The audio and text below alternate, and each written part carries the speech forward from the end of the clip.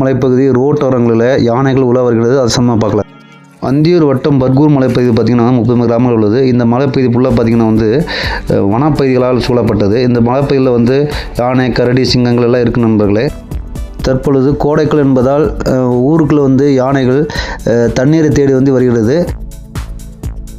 பர்கூர் மலை பகுதிக்கு வரும் நண்பர்கள் ஜாக்கிரதையாக ரோட்டை கிராஸ் பண்ணுமா யானை அப்படிங்கிறத நீங்கள் பார்த்து கொஞ்சம் ஜாக்கிரதையாக வாங்க.